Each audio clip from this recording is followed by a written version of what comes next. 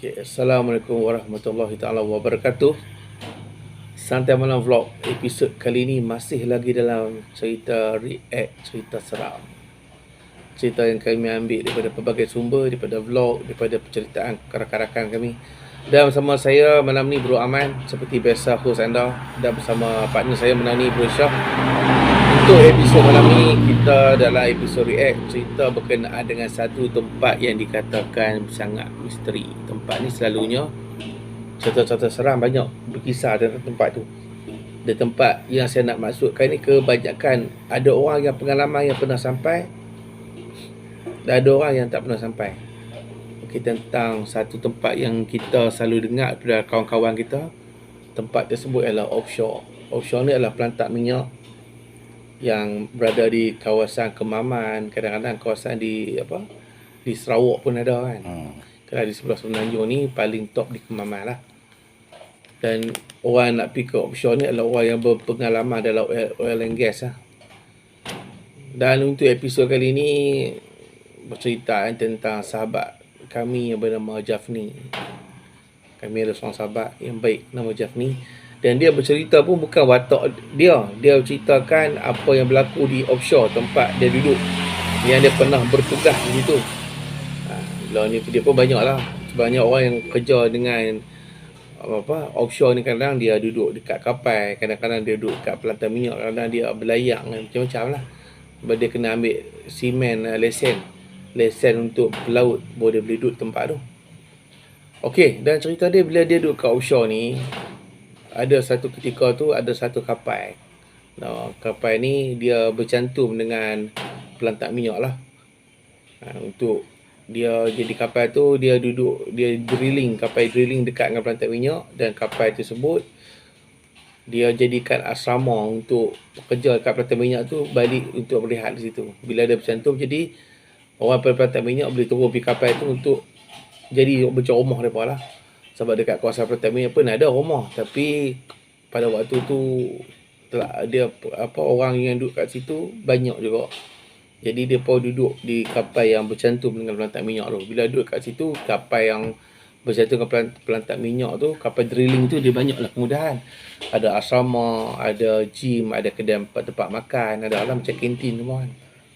Jadi nak dijadikan cerita Jafni cerita malam tu, ada 3 orang kawan dia yang pergi dan cerita. Nama kawan dia tu Amin, Irfan dengan seorang lagi nama Hanif. Amin, Irfan dengan Hanif. Yang jadi cerita ni pada kawan dia yang bernama Hanif. Jadi dia pun pergi gym, dia tak tahu nak buat apa lepas makan tu. Habis kerja petang, jadi sesudah maghrib tu dia pun pergi gym, dia pun main gym lah. Dia tak nak buat apa kan, bosan duduk dekat dalam kapal tu. Dan tuan-tuan pun tahu orang kat pelantak minyak ni bukan duduk sehari, dia duduk kat dalam 4-5 bulan baru dia akan balik. Bila dia duduk kat pelantak minyak tu, dia penuhi hari-hari dia tu dengan macam-macam lah. Ada yang lepas berehat malam, lepas maghrib tu, ada yang telefon isteri, telefon tunang, telefon kekasih hati kan. Ada yang pergi kat bilik TV, tengok TV kan. Jadi depa ni pilih untuk pergi bilik gym, depa main gym lah. Bila main gym semua, depa ni sama-sama depa dah lama tak main gym. Jadi malam tu depa nak workout lebih sikit. Mula sejam 2 jam main gym, kali kawan dia kata okey lah, ni last frame lah, depa main lagi setengah jam. Mula depa main untuk bagi naikkan perut dengan kaki, lama-lama depa main untuk ni lah, angkat dumbbell untuk bagi naik otot kat tangan. Lama-kelamaan bila dah habis main gym, dia pun nak pergi bilik ayak. Bila nak pergi bilik ayak dekat kawasan gym tu, dia kena lalu locker room. Dia tempat locker room nak simpan barang-barang. Sebelum nak sampai locker room tu, kat luar tu ada kawasan smoking room. Dia pun isap rokok dalam kapal, tak ada isap mata-mata, ada smoking room. Jadi Hanif tu nak pergi ke bilik ayak. Bilik ayak tu gelap sikit sebab nak kena lalu locker room. Bilik ayak tu agak terpencil ke dalam. Nak pergi bilik ayak dekat asrama depa duduk di tingkat 3, depa di tingkat bawah lah. Nak naik atas panjat tingkat 3 asrama dekat bilik ayak apa. Jadi Hanif tu kata kat kawan dia, "Irfan, Min, tunggu aku dekat smoking room lah. Aku nak pergi bilik ayak." Dia pun pergi bilik ayak, ada qada hajat, dia dengar ada orang masuk. Dia pun tempik dalam bilik ayak. "Weh, Min, hang kan masuk?" Kau tu tak kata apa. Lah keluar dia nampak Amin mai. Amin mai tu masuk bilik ayak. Dia pun bila keluar pada bilik ayak tu, dia nampak kawan dia Amin tu duduk dalam bilik ayak sebelah dia. Duduk kunci lah, duduk kada hajat pun, dia pun dia basuh muka lah, basuh muka, bawa tolong muka tu, duduk lap muka. Amin pun keluar. Bila keluar Amin tu dia aneh, dia tak bercakap. Dia keluar dia cakap, "Weh, Amin seorang lah, ni kawan kita Irfan tak masuk lah." Dia giring kepala, tak masuk. "Irfan buat apa?" Oh, dia buat dia sokok. Dia tak bercakap tapi dia buat isyarat apa? Isyarat mulut lah kan. Lepas tu kita, "Weh, jom kita sambung lagi. Setengah jam, lepas tu kita balik lah. Aku rasa tak puas lagi." Lepas tu, okey, buat macam ni lah, good lah. Okey, pergi buat macam tu lah, pergi dulu lah. Dia tak cakap. Hang ni buat, dah cakap lah hati dia. Amin ni penat sangat tadi ni main ni. Dia tak cakap ni, dia letih kan. Lalu Amin ni mulut hingat juga. Mulut bising lah kan. Dia nak ramah. Bila dia keluar, dia pun tak apalah, nak tunggu Amin keluar bilik ayak, nak pi ke gym. Dia duduk kat smoking room, dia pun nak isap rokok lah, Hanif. Sampai-sampai dia pun duduk charge rokok pada push bag dah. Elak nak masuk smoking room, dia buka tempat smoking room tu. Dia nampak dalam tu Amin dengan Irfan duduk ada lah. Amin tadi duduk bilik ayak, pasal apa duduk kat smoking room? Dia berseluruh lah. "Weh Amin, bila hang potong aku masuk smoking room, kita nampak hang pun. Hang cepat lah jalan." Dia kata, "Weh, kata nak pergi main lagi satu set, hang buat macam ni. Hang larat lagi lah." Dia kata macam tu lah. Amin kata, "Weh, aku pun nak pergi bilik ayak, aku duduk ni, duduk isokok dengan Irfan. Aku pun tak kata kat hang pun nak pergi apa." Jadi Amin kata, "Weh, aku mana pergi pun bilik ayak, aku tak pergi.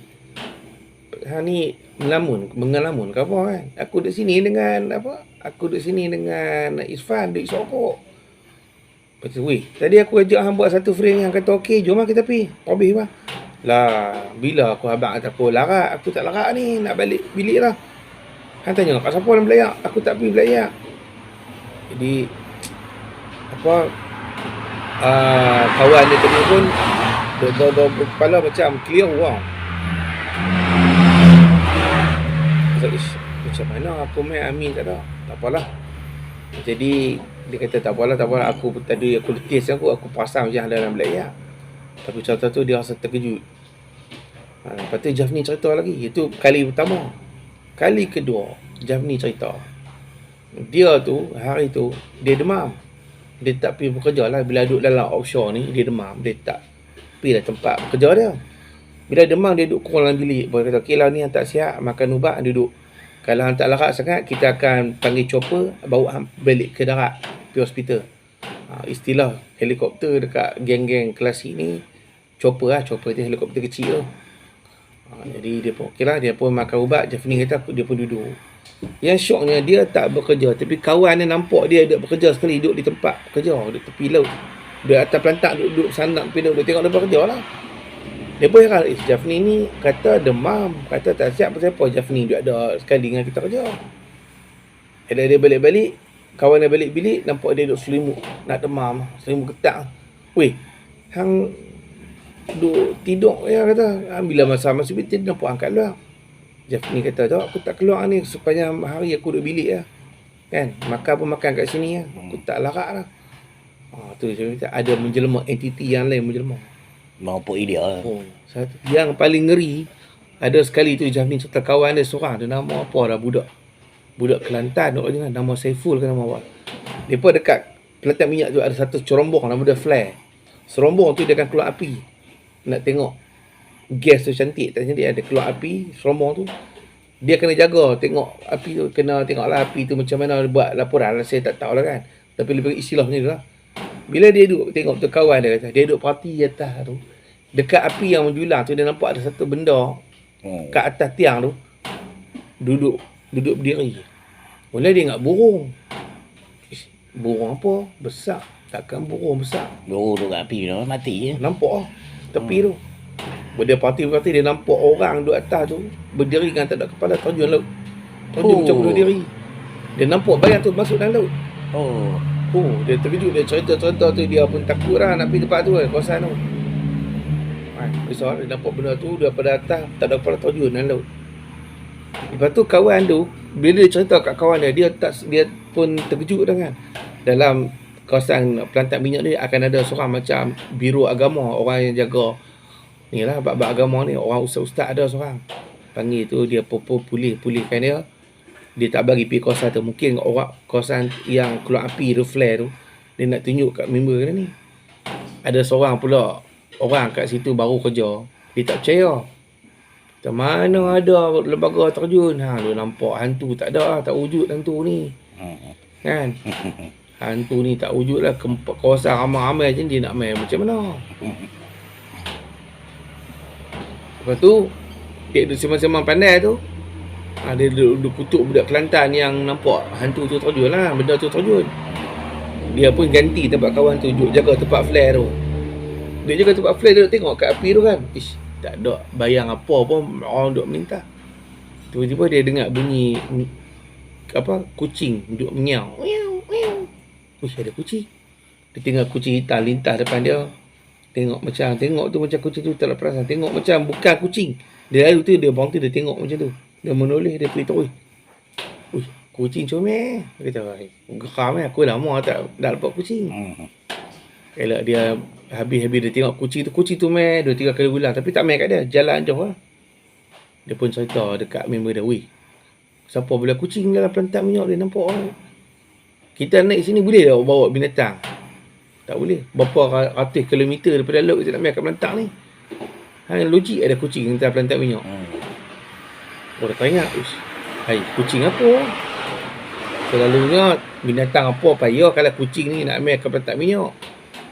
Orang nak pergi pelantak minyak pun kena naik chopper, kena naik boat, kena naik helikopter. Macam mana kucing tu boleh ada kat pelantak minyak?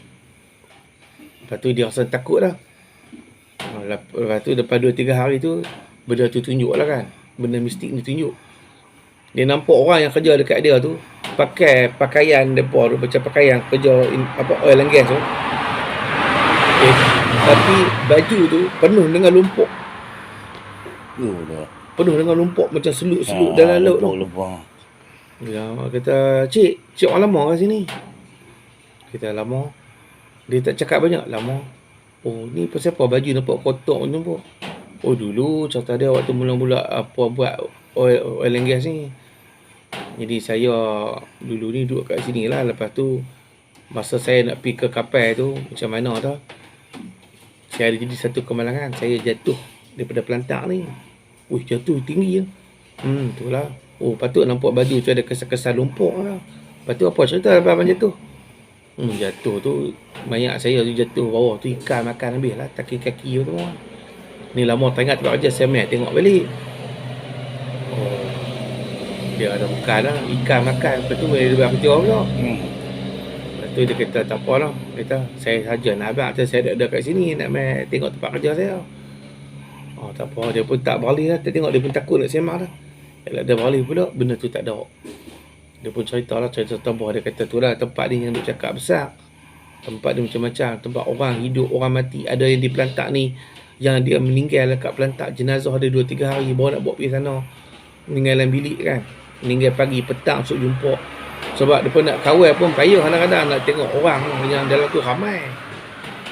Jadi itulah bila sahabat kami balik cuti, dia cerita, Jafni cerita, kami cuba nak berkongsi lah cerita-cerita tentang offshore oil and gas kan. Jadi kalau ada viewer semua yang ada cerita seram tentang oil and gas, boleh kongsi dengan kami.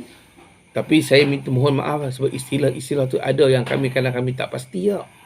Biasalah istilah macam kita nak buat flare tak flare, dray tak dray kapal, kita tak tahu sangat istilah kan. Tapi apa yang dicerita tu kita cuba sampaikan untuk nak bagi hiburan dan juga nak bagi pengajaran, supaya bila kita sampai di satu tempat kita tak tahu, kita tak boleh cakap besar. Kadang-kadang benda ni dia dengar kita cakap besar, dia cuba nak tunjuk entiti dia supaya nak bagi dia nampak kewujudan dia di alam. Macam kita pergi satu tempat kata hantu tak ada. Kalau kita cakap besar mungkin dia akan tunjuk juga. Nak bagi kita kata kat alam ni pun dia wujud, dia ada, dia tengok kita. Okay, jadi sampai di situ saja cerita tentang pelantar minyak offshore untuk kali ini. Okay, kepada viewer-viewer ataupun penonton yang setia dengan kami, terima kasih saya ucapkan. Daripada tim Santai Malam Vlog, saya dan Berusyah mengucapkan ribuan terima kasih. Sampai berjumpa lagi di penceritaan kami yang akan datang. Seperti saya janjikan, insyaAllah pada episod yang akan datang kita akan cuba review satu jalan yang agak mistik di satu negeri. Dan sampai berjumpa lagi. Tunggu kehadiran shot terbaru kami untuk penceritaan tentang jalan-jalan mistik. Okay, ciao.